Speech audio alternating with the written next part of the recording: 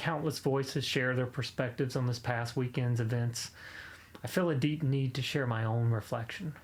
What we witnessed is not merely a sequence of unfortunate incidents. It's what I believe is a profound manifestation of a deeper sickness that has silently engulfed our country, and I believe humanity as well. This issue is more than just a societal illness. It's more profound than, something that's going on around us. This is a profound mental epidemic. It's rooted in a philosophy of fear we've been conditioned to believe and accept. Since childhood, since birth, we've been conditioned to be afraid. All the fear-mongering, these events they're just a symptom. They're not the problem. And this is why we're not making grounds with resolving things. And this is why the cycles of violence continue to propel. Because we're talking about the symptoms. We're talking about the reactions and the results of what's going on. But there's something deeper. There's something much deeper that we must address. We must open our eyes to the reality of what's going on in our world.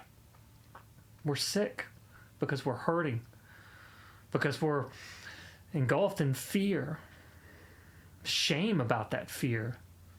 This fear is woven itself into the very fabric of our lives, into the very fabric of our existence. It's dictating our actions, it's dictating our thoughts, and bigger, it's dictating our interactions with one another. We're out there hating each other because we look a little different, because we think a little different, because we believe a little different. That doesn't make sense. What are we doing? We should be celebrating our differences, joining each other and helping to express those differences, diversifying ourselves. Instead, we're in a culture of division and anxiety and despair. We can't thrive like that. We can't thrive in a culture like that. We can't thrive in belief systems that are rooted in fear and anger and hatred. And we must stop blaming other people. It's nobody's fault. It's everyone's fault. We all buy into these conditioning processes in some way, to some degree, and we all propel these cycles. But in this darkness, there's a call, an urgent plea from our higher selves, our true selves, to rise above this fear, to ascend to a new level of consciousness. The time is now.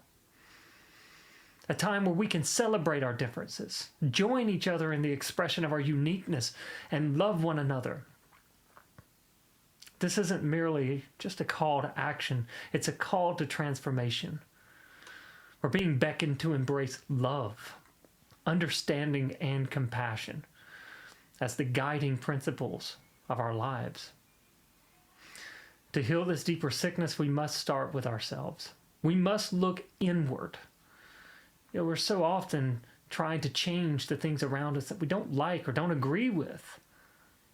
That's not where change starts. That's not where transformation starts. We must look inside of ourselves and confront our own fears and nurture our mental and emotional well-being. It's through this personal journey that we can begin to affect change on a much broader scale.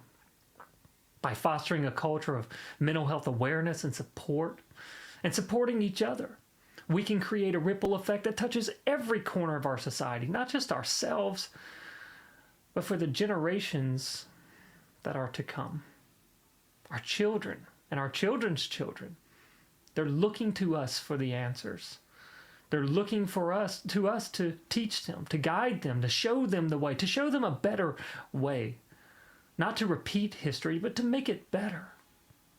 And it's our job to do that.